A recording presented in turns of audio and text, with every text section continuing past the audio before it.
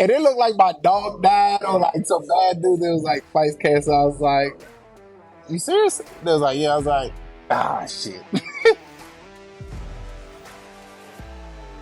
Download the AllStar app. Make your picks for UFC fights, challenge your friends, level up and win prizes. Link in description. Get it now. UFC 287, man. You know, take us through the last couple of weeks. You know, from taking a fight on short notice, going through fight week, getting the fight canceled, and rebooking the fight. Just give us like a short summary of like what exactly happened. Uh, After the Brisky fight, took a week off, came back for the 2 weeks to help Chris Barnett. Thursday, before fight week, they called me like, hey, Chris is, have some stuff going on. Can you might need to fill in? I was like, okay, sure. Go to fight week. Everything's going good. I just came off the last fight. The fight feeling good. Like, okay, let's go. Um, get to fight day. We do the face off. Everything is fight day. USADA. Every time they get me, I'm just waiting for my 50th jacket. They need to start giving out tokens or something. They stay on me for whatever reason. But I like it. I like that they're keeping the sports clean. So I complain because sometimes it's like an inconvenience, and then like I'm watching all these other fighters warm up, and they're not like they're just picked. I mean, I'm just the one getting picked out. But end of the day, once they're keeping the sport clean, I'm happy with it. But just spread the wealth around. But so I'm piss testing for USADA on fight night, and Tate comes in to wrap my hand. And I'm like, let me try to finish, because I started, then I have to do this whole process, and then because I could never fill up that cup. So get to finish with them. My coaches walk in the room, and they're just standing there. I'm thinking like Tate has to go or something's going on, which they don't rush you. He doesn't rush, but I'm still new to the UFC, so I don't know how stuff works. And then I turn around from filling out the paperwork, and it was like, fight's canceled. And it looked like my dog died or like some bad dude that was like fight's canceled. I was like, you serious? They was like, yeah. I was like, ah, shit. So that that that was it. They told me it was over, and then you know went through the night, went through the whole process of that. Came back, went to Cancun. I had a family trip actually planned, so I was supposed to fight and then fly out first thing like 6 o'clock that morning to Cancun to go meet up with my family because they continued with the trip.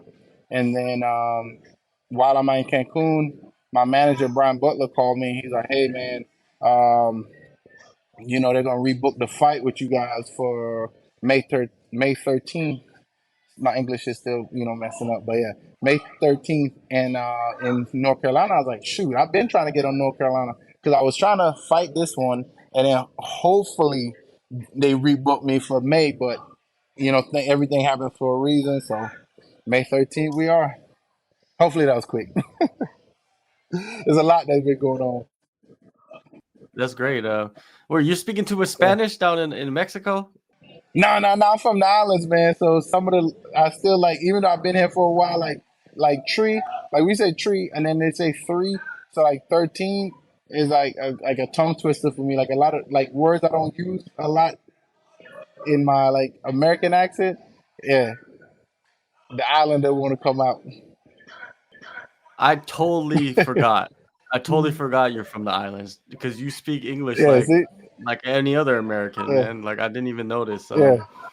Um, okay, so USADA, man, like why are they testing fighters before they fight? Like, does it matter if you test them before or after? Like, why don't like? There's a whole process that you guys have to go through to be ready to fight, right? Like, it's crazy. Yeah, I don't know the process, but there's so many.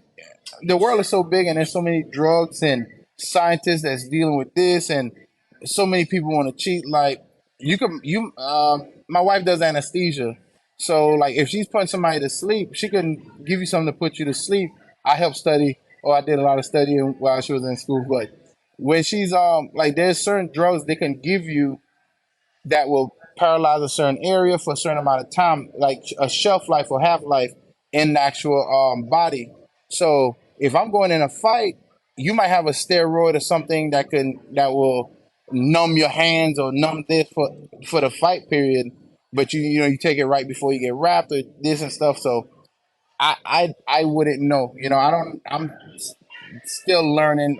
Well, you always hear about steroids, but now with all this other stuff going on, and you start hearing about these other names and words, you're like, oh shoot, like I'm not in that world, so I wouldn't know. But hey, it's an inconvenience. Trust me, because they'll show like you show up to the arena, you done shower, use the bathroom, everything. You trying to get ready, and you try to use the bathroom before you go. That way, like you're not like back and forth into the restroom while you're trying to warm up. Especially how the UFC they work on clockwork, so they will have you stage to leave and get to the arena with a certain amount of time to warm up, go and get on the stage to actually fight. So it's not like you're sitting there like on a local scene where you're there like 5-6 hours. You're there for like probably like 2 hours, maybe three, depending on how big the venue is and the stuff. Like for I think the Brisky fight, I think we left 2 hours before the fight,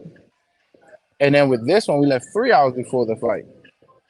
Still not a lot of time, so you don't want to be in the bathroom back and forth for those times. You got to warm up, you got to wrap your hands, you still got to get there and all that stuff. So at the actual venue, I could never fill it up because like I didn't try to use the bathroom and everything before I got there. So, but Yeah. then the next part is I don't know what drugs people are taking or what they're seeing around the world in other sports or other stuff. So just do the other guys sometimes. That's it. Yeah. Like you said, spread the wealth. That's another gripe I Yeah, have spread the about wealth. USADA is like they seem like they test other people way more than they test certain people. I don't know why they do that, especially if they don't have dirty tests. You know what I mean? And they haven't had no suspicion at all. Let's just jump back to your UFC debut, man. Did you have any octagon jitters or any like adrenaline dump throughout that fight? Not, I would say no. It if because of the venue type that it wasn't like I didn't come into the American Arena. You know what I mean? The one in Miami. That wasn't my debut. So I fought in bigger. I fought at the Colonial Life in South Carolina. It wasn't a packed venue, but it's a big arena. Where the Gamecocks play, and they have like monster truck jams and stuff there. So it's a big venue. Concerts are held there. So I think I said this on another place, but luckily with my career, I've been able to travel and fight in these different like great promotions on a local scene that they hold their level to a high standard. So when you as a fighter, when you fight with like Stellar Fights in Maryland, they had a nice arena and it was packed out. Then I go to XMMA in Colonial Life, and it's like it wasn't. That's a big arena to pack out, but it still had a good bit of people there, and you have that arena feel in the back and different stuff. So as far as fight jitters, not really. It was just another fight, you know. Other than the very expensive cameras and great camera crew and stuff. Yeah, for sure. Was the game plan to wrestle as much as you did in that fight? No, not at all. It was just there, and like Mm-hmm. I want to strike. Like if you saw the one with the boxer, like I want to strike, but if I just feel it, it's there. And I wasn't even like that takedown I kept using was not. We never even tried that and worked on that. Like that was just something I felt, and I was like, all right, like it's there. Take it. Like we had so many like other routes that we practiced and was drilling consistently day in day out to do, and didn't even do any of them. I tried one of them, and it didn't really work. But we had after like we have a eight. We always go like A, B, or C, and then you just keep changing between the three. And then if especially in the grappling, then you have another route. If they lean forward, and you have an A, B, and C. So yeah, it was not the game plan, but it was effective. So it was like, all right, let's go. Yeah, it just kept working the whole time, man. It's like Yeah, just over and over and over again. It was just like, hey, get that win, man. Get that win. I was watching the Yeah, fight. I was like, just keep doing. If it works, man, you got to keep going with it. And you had a great performance, man. Great debut. And thank then you, thank you're you. gonna jump in short notice against Chris Barnett less than a month after that fight. No, not Chris Barnett. Sorry, it's Chase Sherman. Now Yeah, you were helping Chris Barnett prepare yes for sir, Chase Sherman. yes How sir. helpful is that to be now going into a fight against Chase Sherman? I personally, it helped a little bit because I'm trying to imitate what he does, but I only watched like one fight of his to do the emulate. Like I watched the latest fight that he had, so it's like, okay, watch this, okay, follow it.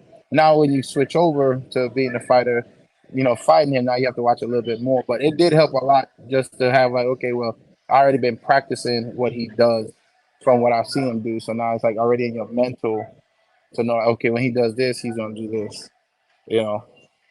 So it does help a lot, especially on a short notice fight.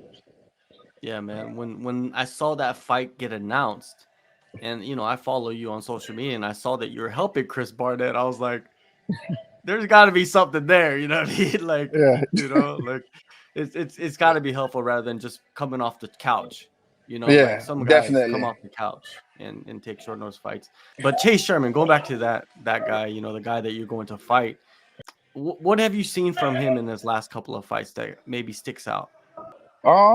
He's gonna stay and bang with you. He's not gonna grapple, So that hopefully, depending on what I just go with the flow. If I Mhm. can stand and strike and showcase my striking against a known striker, that would be good. But end of the day, like I said, I always just take the fight where I feel like if I feel I went in with striking, I might stay up and strike. If depending on where it goes to, um, just have some fun. This time you're doing your camp in Atlanta, right? And your camp was Yes. in Las Vegas last time. Are you gonna go out there for a little bit and come back, or are you just gonna stay in Atlanta? Well, Coach Danny, he's actually flying out from Extreme, and he's gonna stay here for 2 weeks at my house, and we're gonna train between. I used to train at UFC Greenville UFC gym in Greenville, so I used to train out of there a while ago, and still have ties with the coaches and different stuff. Just with scheduling and family and stuff, I wasn't able to keep going as much. Like trying to split my time between Atlanta and Greenville, that's a lot of driving. 3 hours here, stay, and then still an hour and a half back and forth. So costs and different things stopped me from going there. But coach always stayed in touch with me, and we always, after my fights, he always messaged me, "Why didn't you do this? You need to work on this." I'm like, "Yes, sir, yes, sir." So we're actually gonna start over there next week. So I split the time between. I'm here in Atlanta right now, and then we're splitting the time next week with Greenville, and the week after between Greenville and Atlanta. But Coach Danny from Extreme is coming. So I'll keep going out to Extreme or going out to the PI. The PI is amazing. The people there are amazing. I can't, all my interviews, I keep trying to let people know, like, if you're in the UFC, go to the PI. If you got the opportunity to go to the PI, go to the PI. Mhm. So I definitely will be going out to Vegas. I'm trying to like work on some things out there as well. Continuing on, what you were talking about with like training and training camp, like what did you take away from the last training camp preparing for UFC debut? Because it was a pretty lengthy, detailed camp, right? Now, Yes. what you learned from that, what do you take from that, and maybe make some adjustments or continue on? What do you do in your this camp turnaround? Um, Continue on. You Mhm. know, continue because I think what we build on for the last fight is stuff you build on for every fight. So we're not just like we were focused on Lucas, but we're focused on him with technical stuff that transpired to anybody. Not just like, oh, we didn't look like coaches looked at stuff that he does as far as like be prepared for it, but not as far as like, oh, we're gonna just exploit this, like he does this one thing, we're gonna do that. It's like, watch out for this, but this is what we're doing. We're throwing these combos, we're doing these type of takedowns, we're running these routes, we're running this, and we just working on stuff. So I think you know we're always elevating. That's why I came back right away to the gym to start back training. Um, that's why I'm back in the gym now right away because I'm always want to get better just in general. Because I think me getting better as a fighter is what's gonna change everything. Like me just preparing for like one guy. Okay, I'll prepare for Lucas. All right, win, lose that fight. Prepare for Sherman, win, lose that fight. Then it's like every time you're just like preparing for that one person. So I think everything transpires into this, and we're literally just building on top of what we already did. We're working on the same routes. We're working on the same combos within respects of knowing that if you throw this combo, this is what's going to happen from this person. Like let's say you throw a 1-2, like you know, Brisky might hit you with a leg kick, or he might come back, or he might shift out compared to like Sherman might stand there and counter you right away. So you have to know like if you do this, you have to have these exits. But we already have worked on all these exits from before, just as far as fighting goes. So Okay. everything transpires. Go ahead, yes It's sir. it's like making it's like getting better at making reads inside the fight. Yes, yeah, That's so interesting, man. yeah, Because fighting is fighting, you know what I mean? Like it's yeah. so high intensity and like it's very small margins of error, you know what I mean? And like making reads is so important as a fighter. You know, a lot of people, I think the days of like thinking a fighter is like a meathead are pretty much Yeah. over, right? It's chess with the body. It's chess with the body. Like I like even if you the second round when I knocked down Brisky, Lucas, I hit him with a hook, another hook, and I rolled. I had no idea I even rolled. I had no idea he even threw something and I rolled under it. But in boxing training, my coach makes me do rolls. And I don't think I'm that good at it. And a lot of times he end up catching me at the top of the head, boop, boop, and he's like, fix it, working on that little detail. That way it's reactionary. Then, just like you said, making a read on it, like, okay, this is your first instinct, like, okay, roll like this. Don't roll like this because you'll get hit like that. And he'll pop you with different stuff. But we're supposed to be doing two of days with boxing. Like we did boxing right after sparring today. We did boxing right after wrestling. Like I do boxing literally every day. It might not show up in the fight, but depending if you stop me from taking you down, we'll sort of boxing. Or if my boxing I just feel is good, then I'll do it. But we work it every time just so it's reactionary and one the body knows it and the mind can react in that split second other than just brawling and just throwing for the fences. It's a purpose training. So yeah. What are you expecting in this fight, man, out of uh, yourself? um I want to showcase more of the striking, but just a more dominant performance. you know I did a few things in the last fight and I got criticized for it. But I just want to build on like showing like it's like I'm the KOs, everybody likes the KOs, everybody likes the subs, but to like me and my coach, Jakal, old school jujitsu guys like drown them. You know, if it's in a striking, it's in a grappling, like drown them, like make them want to leave the cage. And I don't. Yeah, look at my opponents after the fight. Yeah. You know, and You want them that's to what be I. dejected, basically. Like you want them to like Yeah, have their head down and like, man, I couldn't do anything, basically. yeah. Like okay, it's my grappling isn't like fancy, it's nothing, but it's like it's going to drain you. You're gonna be Yeah, like shit. You know. yeah. So that's the biggest thing I want to do as a performer, like show like yeah, you could get a knockout, whatever, but it's like to dominate another person to that level to where it's like, what do I do next? Like I can't do nothing next, and it's like exactly, you know. You're describing what Habib was doing to See, people.